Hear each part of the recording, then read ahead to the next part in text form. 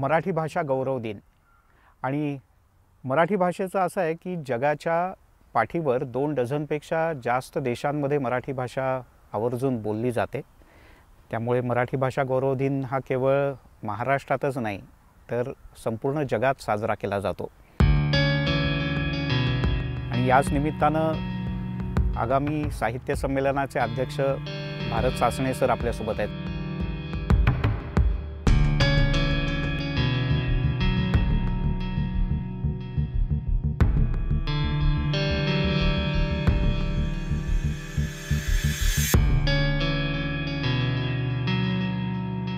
Sir खूप खूप स्वागत आपलं. नमस्कार, धन्यवाद.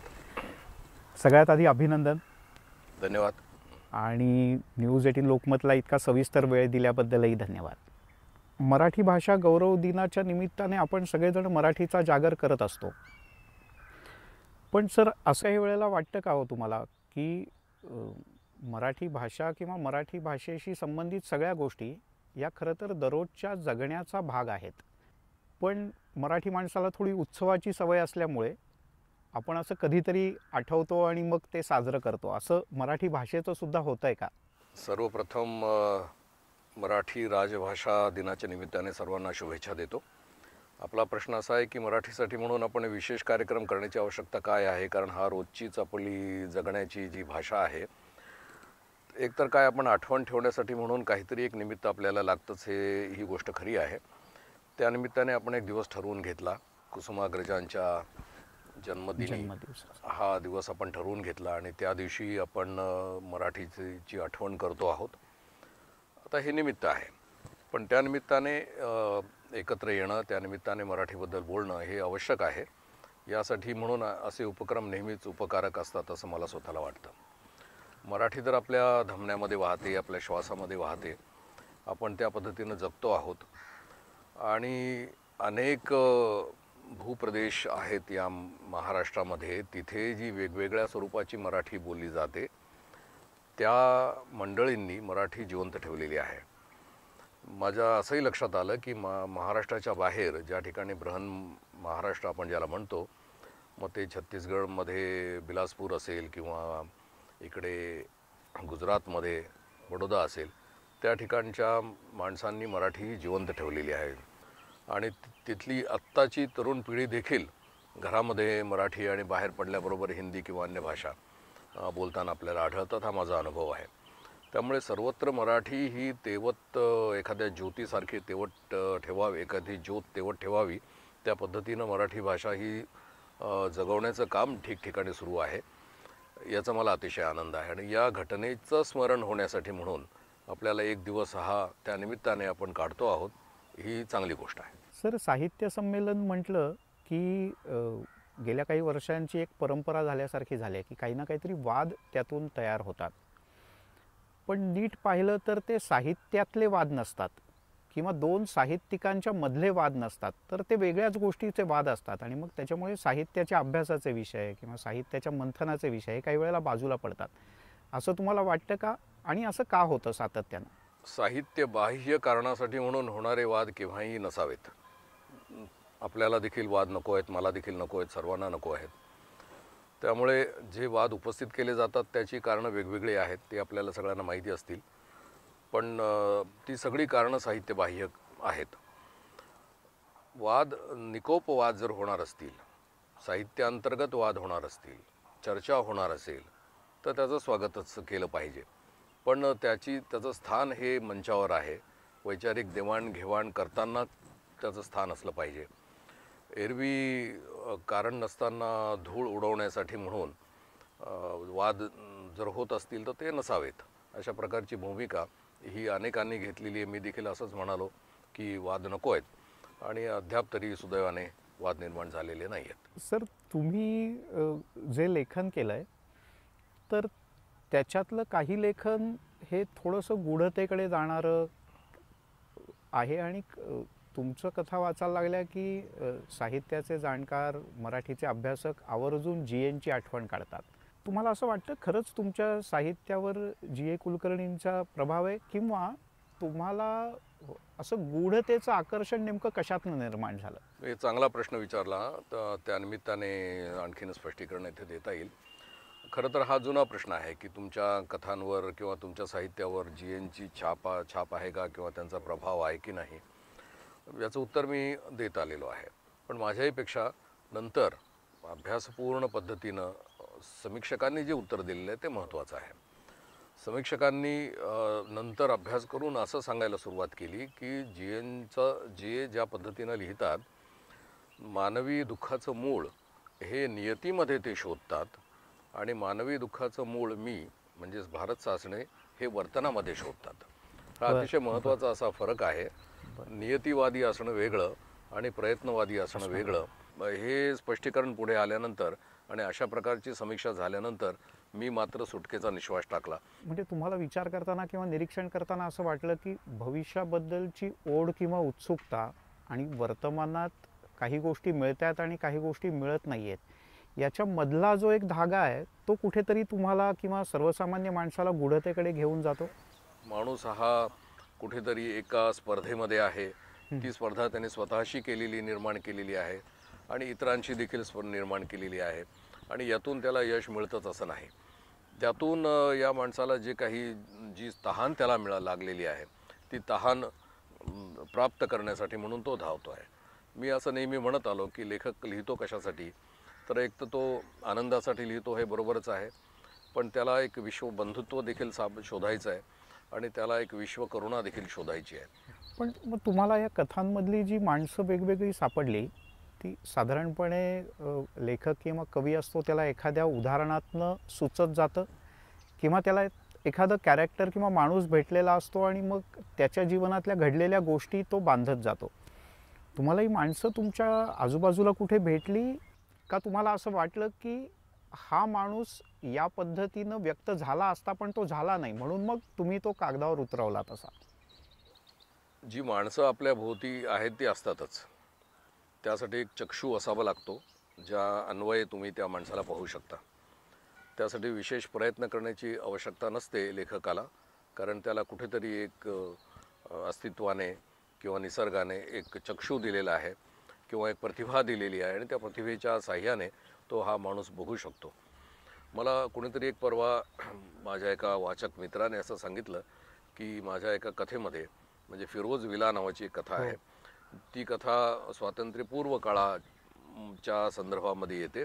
तिथे मला असं त्यांनी सांगितलं की एक कॅरेक्टर असं येतं की ज्याने मनी प्लांट असतं ना, ते मनी प्लांट एका छोट्याशा मडक्यामध्ये रुजवलेलं आहे आणि ते मनी प्लांट प्रचंड झालेलं आहे, भिंतभर पसरलेलं आहे. त्या माणसाला जेव्हा जायची वेळ येते तिथून, त्यावेळेला तो आपल्या कथान ऐकायला, जो 18 वर्षाचा मुलगा आहे, त्याला म्हणतो की मी सांभाळलेली ही जी वास्तू आहे, ही जी परंपरा आहे, हे जे झाड आहे किंवा ही जी वेल आहे, ती तू आपल्या ताब्यात घे, कारण तूच ते जगू शकशील असं मला वाटतं. आता त्याचा सगळा जीव त्या मनी प्लांटमध्ये अडकलेला आहे. तर हे जे काही विलक्षण असं कॅरेक्टर आहे की बाकी तो काहीच बोलत नाही आहे, त्याची तू एक छोटीशी पेटी घेऊन तो निघून जातोय. पण तो म्हणतो याचं काय, हे मनी प्लांट मी जो अडवलेला आहे त्याचं ते जे आहे ते तू सांभाळ, कारण तू ते घेऊन जाशील आणि तुला त्यामधला जो हिरवा अर्थ आहे तो कळतो आहे. पण मग ही माणसं शोधताना तुम्हाला असं वाटतं, अलीकडे आपण मराठी शाळा किंवा मराठी शाळेतून शिक्षण किंवा मातृभाषेतून शिक्षण याबद्दल आपण खूप बोलतो, पण तुम्हाला असं वाटतं की जर का मराठीतून शिक्षण झालं नसतं तर तुम्हाला ही माणसं या पद्धतीने नसती सापडली? आता तुमच्या प्रश्नामध्ये 2-3 पैलू दडलेले आहेत. एक, मातृभाषेतून शिक्षण दिलं पाहिजे का? तर हो, दिलं पाहिजे. त्याचं कारण असं आहे की मातृभाषेतून शिक्षण जर आपण घ्यायला लागलो तर आपला जो मेंदू आहे तो सक्रिय होतो, असं आपल्याला मानसशास्त्रज्ञ पण सांगतायत आणि डॉक्टर्स पण सांगतायत. तर मराठी ज्याला आपण म्हणतोय ती मराठी आज गोमटी आहे, सुंदर आहे, सशक्त आहे, ताकदवान आहे. आपल्या भोवती ती भाषा बोलली जाते, पण ती कुठून कशा पद्धतीनं आलेली आहे आणि त्या भाषेवर कोणकोणत्या भाषांचा याचा जर आपण थोडासा लेखाजोखा जर काढला तर अरबी, उर्दू, फारसी या शब्दांचा मराठीवर परिणाम आहे, कन्नडचा परिणाम आहे, आंध्र प्रदेशातून आलेल्या भाषांचा परिणाम आहे. या सगळ्यांचं संमिश्रण होऊन वेळोवेळी मराठी भाषा बोलली गेली. वेगवेगळ्या ठिकाणी विदर्भामधली मराठी वेगळी आहे, त्या ठिकाणी हिंदीचा जास्त वापर आहे, मराठवाड्यामध्ये उर्दूचा वापर आहे. त्यांचं असं अजिबात मत नाही आहे की आम्ही दुसऱ्या भाषेत बोलतो आहे. त्यांच्यासाठी ती मराठीच आहे, कारण ते जन्मले तेव्हापासून त्यांनी भाषा ऐकली आणि त्यांचे पूर्वज याच भाषेत बोलत होते आणि हीच भाषा त्यांनी पुढे स्वीकृत केलेली आहे. त्यामुळे हा जो प्रवाह येत राहतो तो नंतर कुठेतरी एकत्र येऊन मिळतो आणि त्याला आपण मराठी म्हणतो आहोत. सरांच्या सोबतच्या या गप्पा सुरूच राहणार आहेत. एक छोटासा ब्रेक घेऊयात.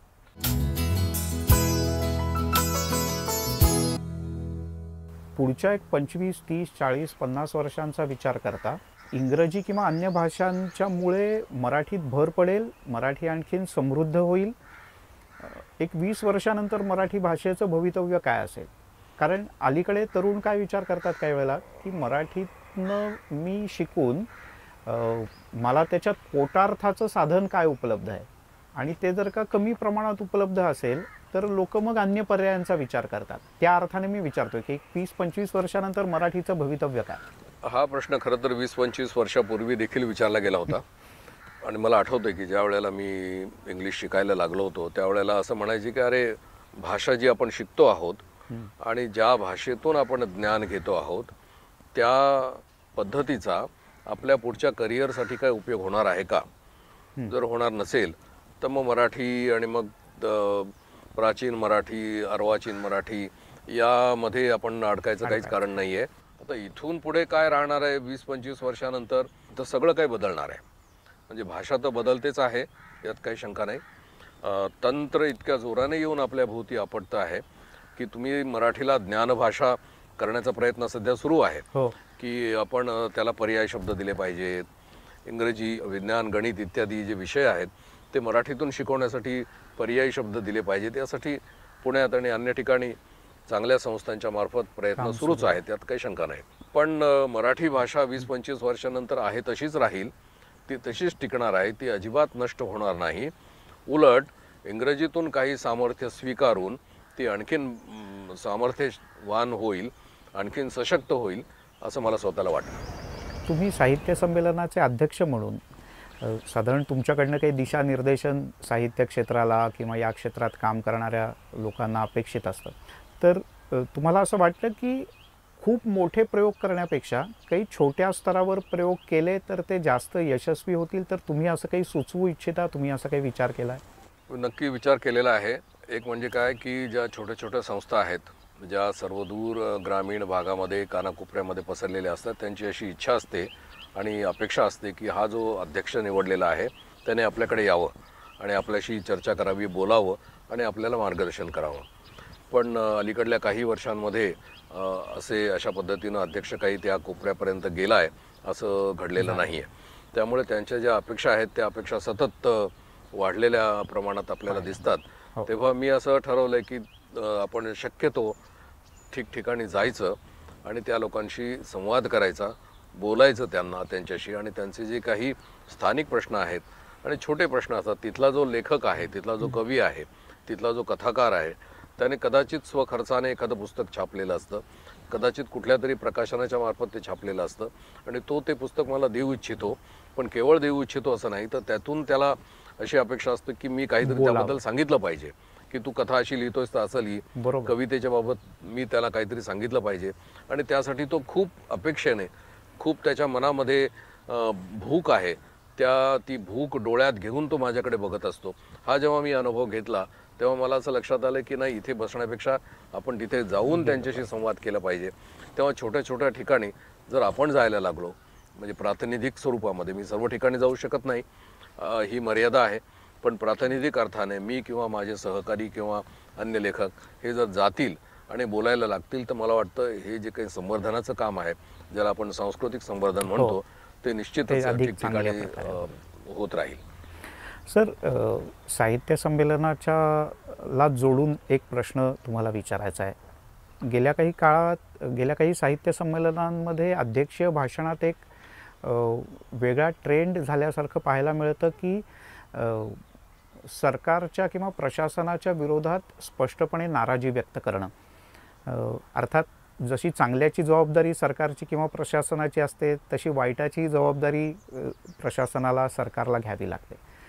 पण तुम्हाला असं वाटतं की हा ट्रेंड हा साहित्यातल्या अन्य ठिकाणी दिसत नाही, म्हणजे समाजात काही वाईट गोष्टी घडल्या तर हेच सरकारविरोधात बोलणारे किंवा पुरस्कार परत करणारे साहित्यिक अशा एखाद्यातल्या समाजातल्या वाईट गोष्टींच्या संदर्भात मात्र पुढाकार घेऊन बोलताना दिसत नाहीत. मग ती कोणीही केलेली चुकीची गोष्ट असेल तर त्याबद्दल तुम्ही काय विचार करता? जसं तुम्ही म्हणताय की इकडे शासनावर टीका करणारी मंडळी समाजाच्या संदर्भात मध्ये घडणाऱ्या अनेक अनिष्ट गोष्टींच्या बाबत मात्र सहसा मौन बाळगून असतात. तर हे मौन दुर्दैवी आहे.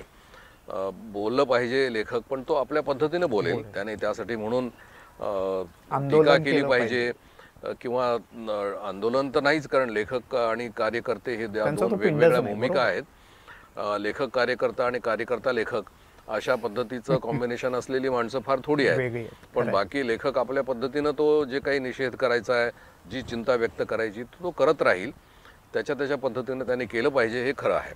आणि शासनाच्या काही मुद्द्यांच्या बाबत त्याने स्पष्टपणे बोललं पाहिजे, हे देखील खरं आहे. कारण हा एकच असा वर्ग आहे की जो बुद्धिवादी आहे, हा एकच वर्ग आहे की तो बुद्धिजीवी आहे, तो विचार करणारा आहे, तो चिंतक आहे, विचारवंत आहे आणि त्याने बोललं पाहिजे असं मला वाटतं. दरवेळेला असा प्रश्न विचारला जातो संमेलनाच्या वेळेला की साधारण 30 कोटी 40 कोटी किंवा एवढ्या मोठ्या प्रमाणात पैसा खर्च करण्याची वेळ येते आणि मग दादरमध्ये जे साहित्य संमेलन झालं होतं तर त्यावेळेला एक निधी उभा करण्याचा विषय झाला होता. त्याचं पुढे काय झालं त्याच्यात फार जायला नको. पण असं तुम्हाला वाटतं का की इतक्या मोठ्या प्रमाणात खर्च होत असताना दरवर्षी साहित्य संमेलनाची इतक्या मोठ्या स्वरूपातली गरज आहेच का, असा दरवेळेला याच्यातले विरोधक किंवा जे काही विचारवंत आहेत ते असाही प्रश्न विचारतात? इथून पुढे छोटी छोटी साहित्य संमेलनच होतील, कारण मोठ्या प्रमाणामध्ये पैसा उपलब्ध करणे ही आता आर्थिक संकटाच्यामुळे आपल्यासमोरची एक मोठी समस्या राहणारच आहे. जर छोट्या प्रमाणामध्ये छोट्या संस्था पुढे आल्या आणि साधेपणाने त्यांनी संमेलन जर घेतलं तर तो ट्रेंड देखील इथून पुढे येऊ शकेल असा माझा स्वतःचा अंदाज आहे. 27 तारखेचा एक वेगळा योग आहे. 27 तारखेला मराठी भाषा गौरव दिन आहे. 27 तारखेला मुंबईत मोठा कार्यक्रम आहे. त्याच दिवशी तुम्हाला जीवन गौरव पुरस्कारही मिळतो आहे आणि पुढच्या 27ला तुमचा वाढदिवसही आहे. काय सांगाल? अतिशय आनंद वाटतोय. 2 तारखेला मला जेव्हा पहिल्यांदा सांगण्यात आलं की अखिल भारतीय साहित्य संमेलनाचे अध्यक्ष म्हणून तुमची निवड झाली, ही 2 जानेवारीची गोष्ट आहे. 2 फेब्रुवारीलाच एका महिन्यामध्येच ताबडतोब या जीवन गौरव पुरस्काराबद्दल घोषणा झाली आणि मला तसं सांगण्यात आलं. आणि आता 27 तारखेला मी तो घेतो आहे. विजया राज्याध्यक्ष असतील किंवा महानोर असतील आणि नंतर आता रंगनाथ पठारे असतील, इथपर्यंत या 10, 12, 13 मोठ्या दिग्गजांच्या रांगेमध्ये आपण येऊन पोचलेलो आहोत, याचा मला अतिशय आनंद आहे. हा एक भाग.